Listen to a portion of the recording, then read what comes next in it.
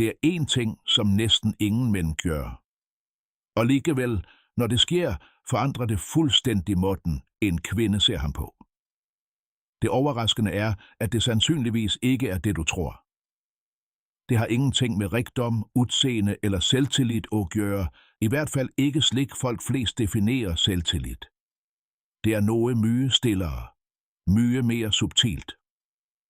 Og hvis du aldrig virkelig forstår det, kan du bruge år på at føle, at noget mangler uden nogen gang at kunne identificere, hvad det er. Hvis du virkelig ønsker at forstå dette, bliv med mig til slutten. Og hvis disse samtalerne hjælper dig at se ting klarere, bør du vurdere at abonnere. Ikke for mig, men for personen, du er i færd med at blive. De fleste mænd blev opdraget til at tro på noget vældig specifikt.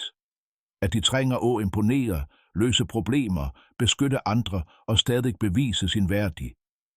Og selvom alle disse egenskaberne betyder noget, er det en blind flæk, som svært for mænd nogen gang lærer at genkende. Den blinde flækken har alt at gøre med emotionel tilstedeværelse. Det handler ikke bare om, hvad du gør. Det handler om, hvordan du får en anden person til at føle sig, mens de deler et øjeblik med dig. Tænk ærligt over det. Når du snakker med en kvinde, du virkelig bryr dig om, lytter du faktisk til hende? Eller venter du bare på chancen til at svare? Prøver du at forstå, hvad hun oplever, eller fokuserer du bare på at sige det rette? Fordi det er en enorm forskel mellem at høre nogens ord og at virkelig forstå, hvad som ligger under dem. Fra et psykologisk synspunkt er mange kvinder svært følsomme for emotionelle signaler, som ikke altid er åbenbare. De søger ikke efter perfektion, og de forventer ikke, at du altid har det perfekte svaret.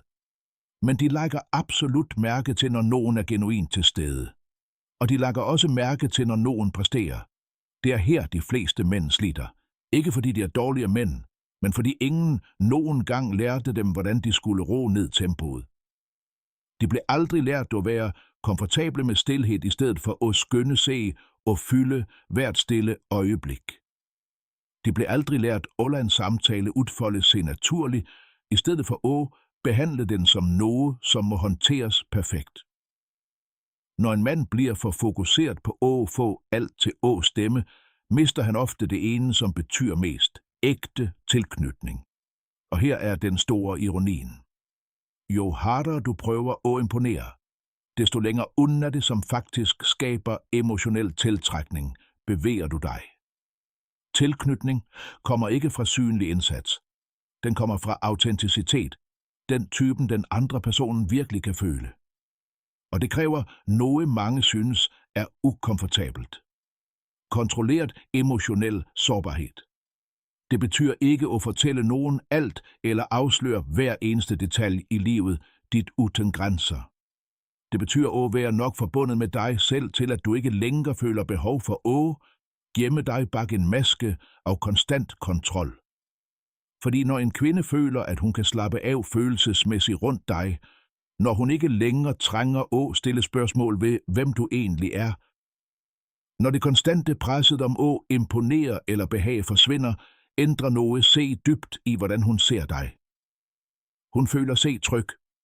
Ikke fysisk tryghed, men psykologisk tryghed. Og psykologisk tryghed er et af de stærkeste grundlagene for varig tiltrækning. Men det er en vigtig sandhed, som svært får forklaret tydeligt. Den slags selvtillid kan ikke forfalskes. Den kommer fra forholdet, du har til dig selv. Hvis du stadig jagter på anerkendelse, hvis selvfølelsen din afhænger af bekræftelse fra andre. Hvis frygten for afvisning bliver så stærk, at du begynder at forandre, hvem du er, vil alt dette til slut vise sig. Kanskje ikke bare gennem ordene dine, men gennem måden, du snakker på, pauserne dine, tonen din og energien, du bærer med dig. Derfor kan det være et langt mere værdifuldt spørgsmål at stille, før du spørger dig selv. Hvad vil kvinder have? Er jeg virkelig til stede, når jeg er sammen med nogen?